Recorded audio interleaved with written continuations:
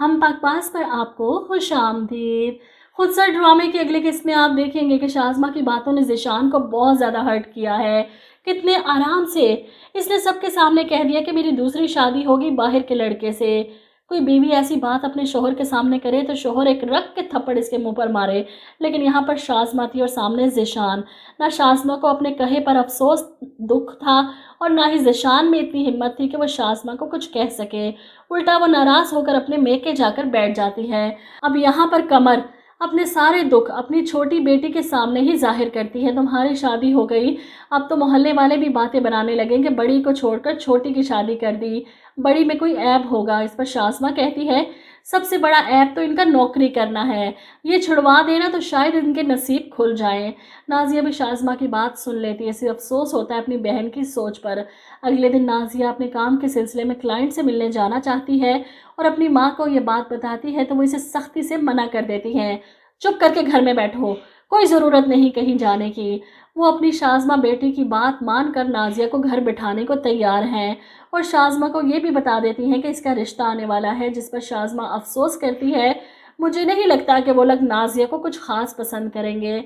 जैसा आपने बताया कि लड़का बाहर का है, बाहर के लड़कों को मुझ जैसी खूबसूरत लड़कियां अच्छी लगती हैं। शाज़मा की खुशफहमी तो 7वें आसमान पर है। बहरहाल आगे आप देखेंगे कि नाजिया का रिश्ता आता है। लड़का और इसकी बहन दोनों ही काफ़ी पढ़े लिखे रख रखाव वाले ख़ानदानी थे।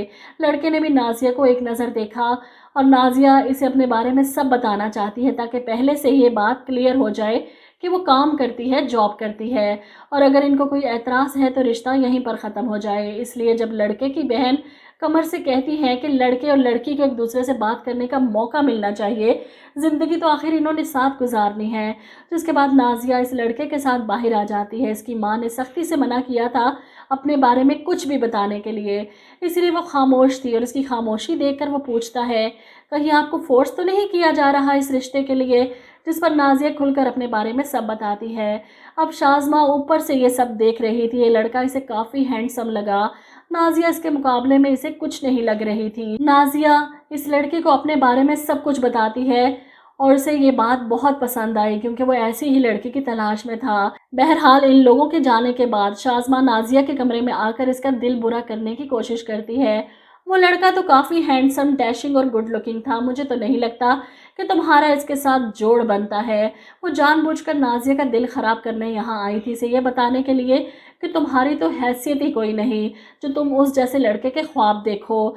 अपने बारे में सोच कर इसे दुख हो रहा है। काश ये रिश्ता पहले आ जाता तो ज़ीशान की जगह मैं इससे शादी कर लेती। इधर अपना ससुराल में सबका जीना हराम कर रखा है। अपनी जिठानी से कहती है मैंने सुना है आपको खाला से डांट पड़ी है आज। अब मुझ पर तो गुस्सा करने से रही, भांजी हूँ ना मैं इनकी, इसीलिए। अमरीन इसकी बात सुनकर खामोश रहती है। जानती है कि तुम किस कदर बदतमीज़ हो, जवाब देगी तो खुद ही बुरी बनेगी। बिल्कुल एहसान फरामोश वाली कहानी दोहराई जाएगी और जब कमर अपनी बेटी को फ़ोन करके बताएगी कि इन लोगों ने हाँ कर दी है, इन्हें नाजिया पसंद आ गई, तो ये सुनकर शाज़मा के होश उड़ जाएंगे। फ़ौरन अपनी माँ को मना करने की कोशिश करेगी। आप नहीं जानती बाहर के लड़के कितने तेज़ होते हैं, आप इनकार कर दें इन्हें। जिस पर कमर हैरान होगी लेकिन बेटा वो लोग मुझे बहुत अच्छे लगे। वहीं दूसरी तरफ दाइम और रिदा की कहानी तो बीच में लटक चुकी है। रिदा दाइम से सवाल करती है कि तुमने अपनी अम्मी से बात की। अब दाइम क्या बताए कि वो जब भी बात करने की कोशिश करता है कुछ ना कुछ करके इसकी माँ इसे टाल देती हैं। वहीं दूसरी तरफ सोनिया के वालिद तो फैसला कर चुके हैं कि मैं अपनी सोनिया की शादी हर हाल में दाइम के साथ ही करवा कर रहूँगा। सोनिया भी इनकी ये बात सुनकर परेशान हो चुकी है। अब ऐसा है कि कमर जो अपने भाई की बेटी को किसी सूरत बहू नहीं बनाना चाहती थी, लेकिन उस ऑफिस वाली लड़की से जान छुड़वाने के लिए इन्हें मजबूरन सोनिया के लिए दाइम को मनाना पड़ेगा। इसको ब्लैकमेल करना पड़ेगा कि मेरा इकलौता भाई मुझसे छूट जाएगा अगर मैंने उसकी बात ना मानी।